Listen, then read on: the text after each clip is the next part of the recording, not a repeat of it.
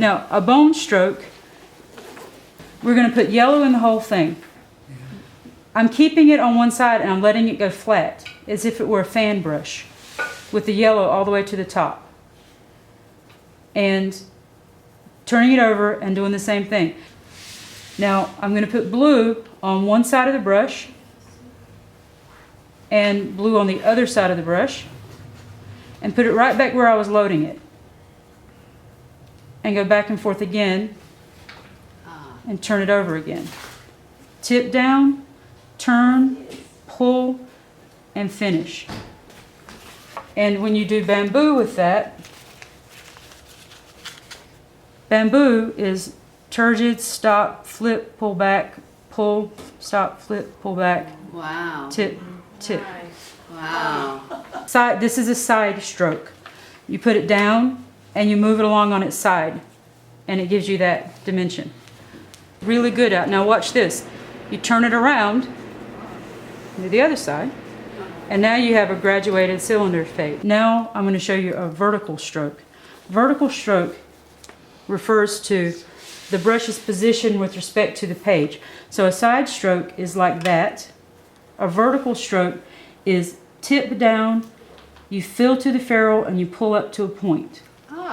Okay, so point, down, and back.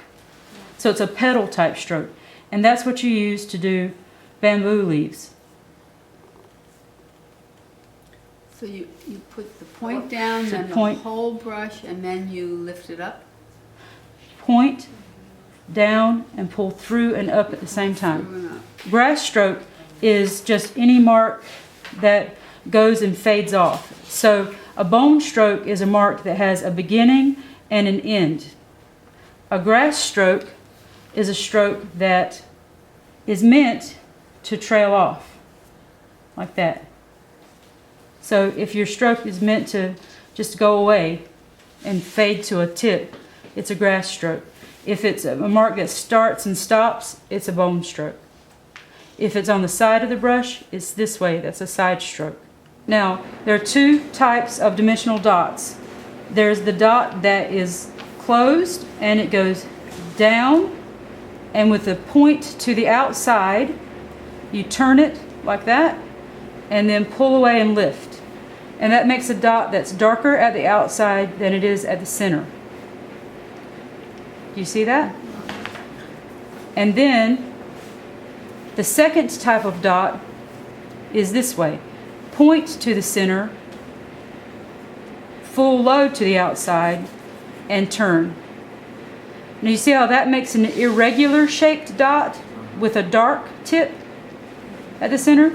So this is darker here and fading out to the lighter color on the outside, based on whether you're using the watery part that's at the ferrule or the intense color part, which is at the tip. So tip to the outside and you have a hard dot. Tip to the inside and you have a soft dot. So here's the last thing I want to show you. This is calligraphy stroke. Calligraphy stroke is meant to just get as much ink into the brush as possible. So you just load it with as much pigment as you can get in there. And when you're doing it on a pot, what do you use? Just a black, or do You can use any color for calligraphy stroke. You just use one color. Okay, now, this is why this brush is better. Oh, wow. But you have good handwriting, too. You will too when you're done. Wow. That's that little brush. And it holds all of that ink. Now you are resting your finger. You're resting your finger on the paper, aren't you? Yeah. Right. I am. I am. Let's see how far we can take it. Yeah.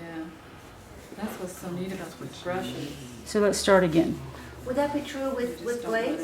Yes. She's doing that. Look at that. Wow. Okay. Turn it again. Let's see. Still have use for brush? Mm-hmm. I have not reloaded. Yeah, that's so neat. And I think it would go about 2 more probably. But people never believe me, so I'm going to do it. 1, 2. Now it's starting to skip. You see that mark there? Okay. Okay, as it's starting to skip, that's when it's finally starting to lose its ink.